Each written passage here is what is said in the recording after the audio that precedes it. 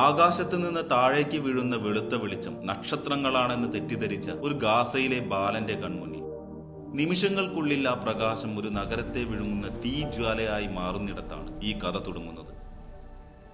അതൊരു ദിവസത്തിന്റെ കഥയല്ല, പതിറ്റാണ്ടുകൾ നീണ്ട രാഷ്ട്രീയ തീരുമാനങ്ങൾ, ഭയങ്ങൾ, വിശ്വാസങ്ങൾ, തെറ്റിദ്ധാരണകൾ എന്നിവ ചേർന്ന് രൂപപ്പെടുത്തിയ ഒരു ചരിത്രത്തിന്റെ പൊട്ടിത്തെറിയാണ്. ഇന്ന് നാം കാണുന്ന ഇറാൻ, ഇസ്രായേൽ, അമേരിക്ക എന്നീ രാജ്യങ്ങൾ തമ്മിലുള്ള സംഘർഷം വെറും നയതന്ത്ര ഉരസലല്ല. അത് വിട്ടുവീഴ്ചയില്ലാത്ത പ്രത്യയശാസ്ത്രങ്ങളും സുരക്ഷാ ഭീതിയും തമ്മിലുള്ള ഏറ്റുമുട്ടലാണ്. ഇതിന്റെ വേരുകൾ തേടിപ്പോയാൽ 1948 ഇസ്രായേൽ രൂപീകരണത്തിലേക്ക് നമ്മൾ എത്തും. എന്നാൽ അതിന്റെ വിത്തുകൾ അതിനു മുമ്പ് തന്നെ ഓട്ടോമോൻ സാമ്രാജ്യത്തിന്റെ പതനത്തിലും ബ്രിട്ടീഷ് മാൻഡേറ്റ് കാലഘട്ടത്തിലുമാണ് വിതച്ചത്. 1948 ഒരു തുടക്കമല്ല, മറിച്ച് ഒരു വലിയ ടേണിംഗ് പോയിന്റ് ആയിരുന്നു. രസകരമായ വസ്തുത എന്തെന്നാൽ ഇന്ന് പരമശത്രുക്കളായ ഇറാനും ഇസ്രായേലും അന്ന് നിശബ്ദ പങ്കാളികളായിരുന്നു. അന്ന് ഇറാൻ ഭരിച്ചിരുന്നത് പാശ്ചാത്യ അനുകൂലിയായ മുഹമ്മദ് റസ ഷാ ആയിരുന്നു. രഹസ്യാന്വേഷണം, വ്യാപാരം, എണ്ണക്കച്ചവടം എന്നിങ്ങനെ പല മേഖലകളിലും പരസ്പരം വിശ്വസിച്ചിരുന്ന രണ്ട് രാജ്യങ്ങൾ പിന്നീട് ചരിത്രത്തിലെ ഏറ്റവും വലിയ ശത്രുക്കളായി മാറാൻ പോകുന്നു എന്നതായിരുന്നു കാലം കാത്തുവെച്ച വൈരുദ്ധ്യം. 1979 ഒരു സ്ഫോടനത്തിന്റെ വർഷമായിരുന്നു. ഇറാനിയൻ വിപ്ലവം തെരുവുകളിൽ പ്രതിഷേധം ഇരമ്പിച്ചു. മതനേതാക്കളുടെ ആഹ്വാനം മാറ്റൊലികൊണ്ടു. ആയത്തുള്ള ഖൊമൈനിയുടെ നേതൃത്വത്തിൽ ഒരു ഇസ്ലാമിക റിപ്പബ്ലിക് പിറവിയെടുത്തു. അതോടെ എല്ലാം മാറി. അമേരിക്ക മഹാശൈത്താനായി മുദ്രകുത്തപ്പെട്ടു. ഇസ്രായേൽ ഒരു അസാധുവായ സത്തായി പ്രഖ്യാപിക്കപ്പെട്ടു.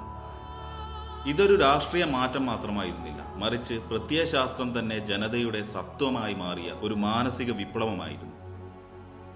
അതേ വർഷം നടന്ന ഹോസ്റ്റേജ് ക്രൈസിസ് അമേരിക്കയ്ക്ക് ഏൽപ്പിച്ച ആഘാതം ചെറുതല്ല.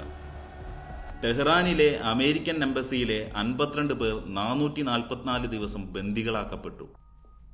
അമേരിക്കയ്ക്കത് അന്താരാഷ്ട്ര തലത്തിൽ ഒരു അപമാനമായിരുന്നെങ്കിൽ ഇറാന് അത് തങ്ങളുടെ പ്രതിരോധത്തിന്റെ പ്രതീകമായിരുന്നു. അവിടെയാണ് ഇരു രാജ്യങ്ങൾക്കിടയിലുള്ള വിശ്വാസം പൂർണ്ണമായും കത്തിയമർന്നത്. തുടർന്നുണ്ടായ 1980-88 കാലഘട്ടത്തിലെ ഇറാൻ ഇറാഖ് യുദ്ധം ഇറാന്റെ നിലപാടുകളെ കൂടുതൽ കർക്കശമാക്കി.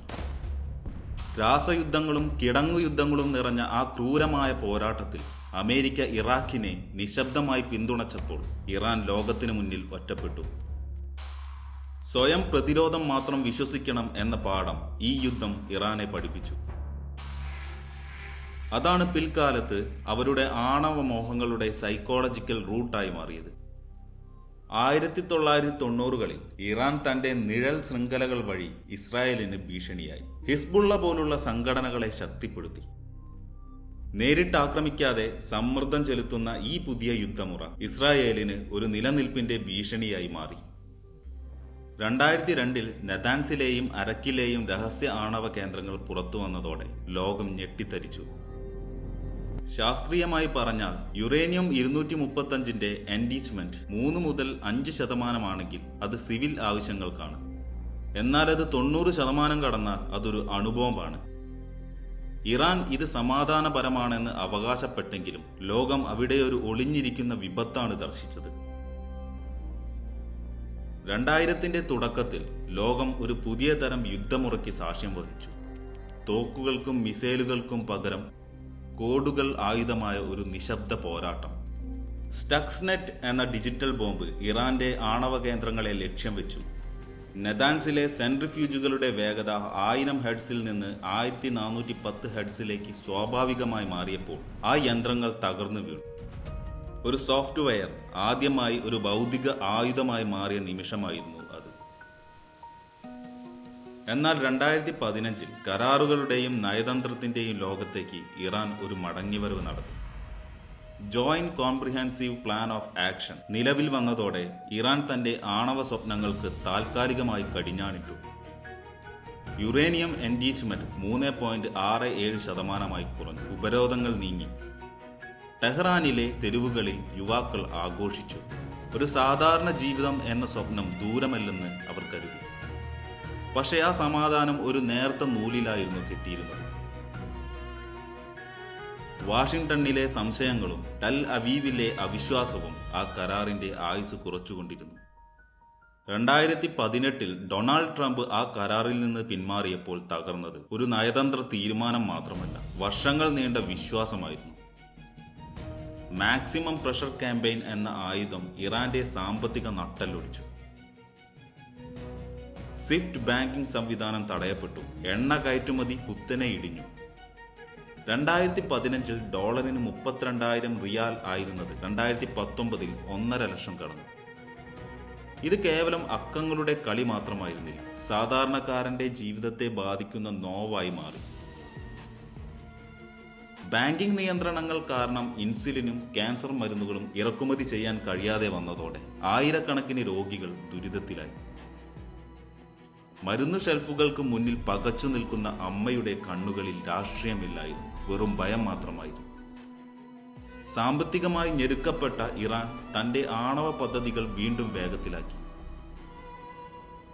ബ്രേക്ക് ഔട്ട് ടൈം അഥവാ ഒരു അണുബോംബ് നിർമ്മിക്കാൻ വേണ്ട സമയം 12 മാസത്തിൽ നിന്ന് 3 മാസമായി കുറഞ്ഞു. ശാസ്ത്രത്തിന്റെ ഭാഷയിൽ ഇതൊരു ലേറ്റൻസി റിഡക്ഷൻ ആയിരുന്നുവെങ്കിൽ ലോക രാഷ്ട്രീയത്തിൽ ഇതൊരു ചുവന്ന രേഖയുടെ ലംഘനമായിരുന്നു. നിഴൽ യുദ്ധങ്ങൾ പതുക്കെ കടലിലേക്കും എണ്ണപ്പാടങ്ങളിലേക്കും പടർന്നു. ഗൾഫ് ഓഫ് ഒമാനിലെ ടാങ്കർ ആക്രമണങ്ങളും സൗദി അറേബ്യയുടെ എണ്ണ ഉൽപാദനത്തിനെ തളർത്തിയ മിസൈൽ ആക്രമണങ്ങളും ഇറാന്റെ അസമമിത യുദ്ധവീര്യം തെളിയിച്ചു. എന്നാൽ 2020 ജനുവരി 3 ബാഗ്ദാദ് വിമാനത്താവളത്തിന് സമീപം ആ ശൃംഖലയുടെ സൂത്രധാരനായിരുന്ന general Qasem Soleimani American drone ആക്രമണത്തിൽ കൊല്ലപ്പെട്ടതോടെ ചിത്രം മാറി. ഇറാന്റെ സൈനിക നീക്കങ്ങളുടെ ആർക്കിടെക്റ്റായിരുന്നു സുലൈമാനി. ടെഹ്റാനിലെ തെരുവുകളിൽ കറുത്ത പതാകകളേന്തിയ ലക്ഷങ്ങൾ അണിനിരന്നപ്പോൾ ദുഃഖം ഒരു രാഷ്ട്രീയ ഊർജമായി മാറി. 5-ാം ദിവസം ഐൻ അൽ അസാദ് ബേസിലേക്ക് ഇറാൻ മിസൈലുകൾ തൊടുത്തു. നേരിട്ടുള്ള ഒരു മഹായുദ്ധം ഒഴിവാക്കാൻ ഇരുപക്ഷവും ശ്രമിച്ചെങ്കിലും പരസ്പരം കരുത്തു കാണിക്കാനുള്ള ആ വ്യഗ്രത ലോകത്തെ മുൾമുനയിൽ നിർത്തി.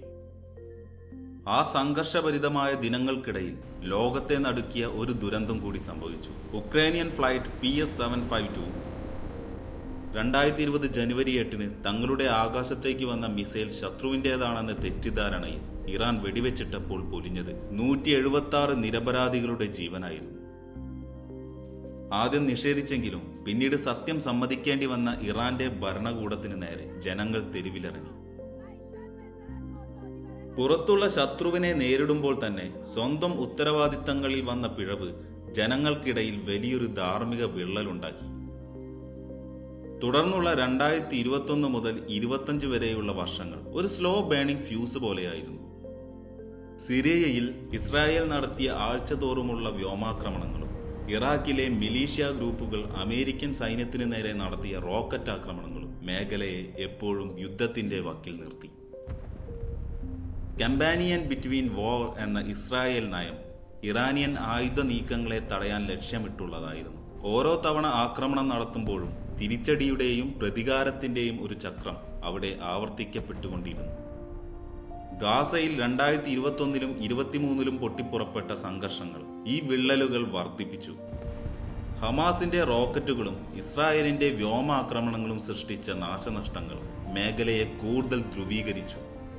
ഇറാൻ ഇതിനെ പരസ്യമായി പിന്തുണച്ചപ്പോൾ ഇസ്രായേൽ ഇതിനെ തങ്ങളുടെ നിലനിൽപ്പിന് മേലുള്ള ഭീഷണിയായി കണ്ടു. ഇവിടെ പ്രതിരോധം എന്നും ഭീകരവാദം എന്നും 2 വ്യത്യസ്ത വ്യാഖ്യാനങ്ങൾ ലോകത്തിനു മുന്നിൽ ഏറ്റുമുട്ടി. അതേസമയം തന്നെ സൈബർ ലോകത്ത് ഒരു അദൃശ്യ യുദ്ധം നടക്കുന്നുണ്ടായിരുന്നു. ഇസ്രായേലിന്റെ ജലവിതരണ സംവിധാനങ്ങളെ ഇറാൻ ഹാക്കർമാർ ലക്ഷ്യം വെച്ചപ്പോൾ ഇറാന്റെ തുറമുഖങ്ങളെ ഇസ്രായേൽ സൈബർ യൂണിറ്റുകൾ നിശ്ചലമാക്കി. അതിരുകളില്ലാത്ത മുന്നറിയിപ്പുകളില്ലാത്ത ഈ ഡിജിറ്റൽ യുദ്ധക്കളം ആർട്ടിഫിഷ്യൽ ഇന്റലിജൻസിന്റെയും ഡ്രോൺ സോം അൽഗോരിതങ്ങളുടെയും സഹായത്തോടെ യുദ്ധത്തിന്റെ നിർവചനം തന്നെ മാറ്റിക്കൊണ്ടിരുന്നു.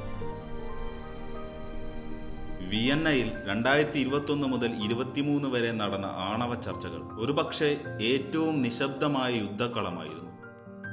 സെൻട്രിഫ്യൂജ് നിയന്ത്രണങ്ങളെക്കുറിച്ചും യുറേനിയം ശേഖരത്തെക്കുറിച്ചും സാങ്കേതികമായ ചർച്ചകൾ നടന്നുവെങ്കിലും അവിടെ വലിയൊരു വിശ്വാസരാഹിത്യം നിലനിന്നിരുന്നു. ഒരു ചർച്ചാ പ്രതിനിധി പറഞ്ഞതുപോലെ അവർ കരാറിന് വേണ്ടിയല്ല, മറിച്ച് പരസ്പരമുള്ള വിശ്വാസത്തെ ക്രമീകരിക്കാനാണ് ശ്രമിച്ചത്. ഈ കാലഘട്ടത്തെ മൊത്തത്തിൽ പരിശോധിച്ചാൽ നമുക്ക് സെക്യൂരിറ്റി ഡിലമ എന്ന പ്രതിഭാസം കാണാം. ഒരു രാജ്യം തന്റെ സുരക്ഷയ്ക്കായി ആയുധം നിർമ്മിക്കുമ്പോൾ മറ്റൊരാൾ അതിനെ ആക്രമണത്തിനുള്ള ഒരുക്കമായി കാണുന്നു. അതിന് മറുപടിയായി അവർ കൂടുതൽ ആയുധങ്ങൾ ശേഖരിക്കുന്നു. ഇതൊരു അവസാനമില്ലാത്ത വിഷമവൃത്തമായി മാറി.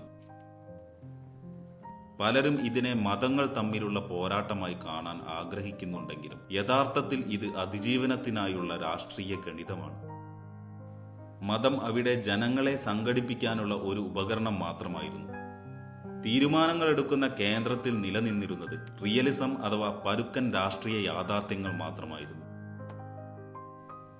ഈ രാഷ്ട്രീയ കണക്ക് പുസ്തകങ്ങൾക്കപ്പുറം ചില സിനിമാറ്റിക് രംഗങ്ങൾ നമുക്ക് ചുറ്റും തെളിയുന്നുണ്ട്. 2019 ടെഹ്റാൻ സബ്വേ സ്റ്റേഷൻ. അവിടെ ഒരു വിദ്യാർത്ഥി തന്റെ ഫോണിൽ തകർന്നു പോകുന്ന കറൻസി നിരക്കുകൾ നോക്കി നെടുവീർപ്പിടുന്നു. ഇന്നും റിയാൽ താഴ്ന്നു. അരികിലിരുന്ന ഒരു വൃദ്ധൻ പതിഞ്ഞ സ്വരത്തിൽ അവനോട് പറഞ്ഞു, ഞങ്ങൾ വിപ്ലവം കണ്ടവരാണ്, പക്ഷേ ഇത്രയും അനിശ്ചിതത്വം നിറഞ്ഞ ഒരു കാലം ഇതിനു മുമ്പ് കണ്ടിട്ടില്ല. മറ്റൊരു വശത്ത് 2022 വടക്കൻ ഇസ്രായേലിലെ ഒരു കുടുംബം അപായ സൈറണുകൾ കേട്ട് അഭയസ്ഥാനത്തേക്ക് ഓടുകയാണ്. ഇടയ്ക്ക് വെച്ച് കുട്ടി ചോദിക്കുന്നു, അമ്മേ, ഇതൊരു ഗെയിമാണോ? ആ അമ്മയുടെ കണ്ണുകളിൽ മറുപടിയില്ലായിരുന്നു, പകരം മരവിച്ച ഭയം മാത്രം. ഇവിടെ വഞ്ചനയും ധീരതയും ഭയവുമെല്ലാം പരസ്പരം കെട്ടുപിണഞ്ഞു കിടക്കുന്നു. ചിലർക്കിത് പ്രതിരോധമാണ്, ചിലർക്കിത് അതിജീവനമാണ്, മറ്റു ചിലർക്കിത് വെറും രാഷ്ട്രീയമാണ്. എന്നാൽ സാധാരണ മനുഷ്യർക്ക് ഇതൊരിക്കലും അവസാനിക്കാത്ത ജീവിതം തുടരാനുള്ള പോരാട്ടം മാത്രമാണ്. കഴിഞ്ഞ കുറച്ചു വർഷങ്ങളായി ലോകം സാവധാനം ഒരു അനിവാര്യമായ കൂട്ടിയിടിയിലേക്ക് നീങ്ങുകയായിരുന്നു. ഓരോ ഉപരോധവും, ഓരോ ആക്രമണവും, ഓരോ പ്രസംഗവും ആ പിരിമുറുക്കം വർദ്ധിപ്പിച്ചുകൊണ്ടിരുന്നു. നയതന്ത്രം എന്നത് ഒട്ടാറായ ഒരു നേർത്ത നൂലായി മാറി. അവിടെ രാജ്യങ്ങൾക്കിടയിലുള്ള വിശ്വാസം ഏതാണ്ട് 0-ലേക്ക് എത്തി. അതുകൊണ്ട് തന്നെ 2026 മാർച്ച് 12 നെതാൻസ് ആക്രമണം പെട്ടെന്നുണ്ടായ ഒരു സംഭവമല്ല. അത് പതിറ്റാണ്ടുകൾ നീണ്ട ഒരു ചെയിൻ റിയാക്ഷന്റെ ക്ലൈമാക്സ് മാത്രമായിരുന്നു. നീണ്ടൊരു തിരുനാളം അന്ന് കത്തിത്തീർന്നു. ഒടുവിൽ ആ സ്ഫോടനം സംഭവിച്ചു. യുദ്ധം ഒരിക്കലും ഒരു ദിവസം തുടങ്ങുന്നില്ല, അത് വർഷങ്ങളായി പിറന്നുകൊണ്ടിരിക്കുകയാണ്. മനുഷ്യർ തീരുമാനങ്ങൾ എടുക്കുന്നു, പക്ഷേ ഒടുവിൽ ആ തീരുമാനങ്ങൾ തന്നെ മനുഷ്യരെ നിയന്ത്രിക്കാൻ തുടങ്ങുന്ന അവസ്ഥയിലാണ് നാം ഇന്ന് നിൽക്കുന്നത്. ഇത്രയും വലിയൊരു യുദ്ധത്തിന്റെ ചരിത്രം നമ്മെ പഠിപ്പിക്കുന്നത് ഒന്നേയുള്ളൂ: വിജയികളില്ലാത്ത ഈ പോരാട്ടത്തിൽ എല്ലാവരും തോൽവികൾ ഏറ്റുവാങ്ങുകയാണ്. നാളെയുടെ പുലരികളിൽ ബോംബുകളുടെ ശബ്ദമില്ലാത്ത ഒരു ലോകത്തിനായി നമുക്ക് കാത്തിരിക്കാം.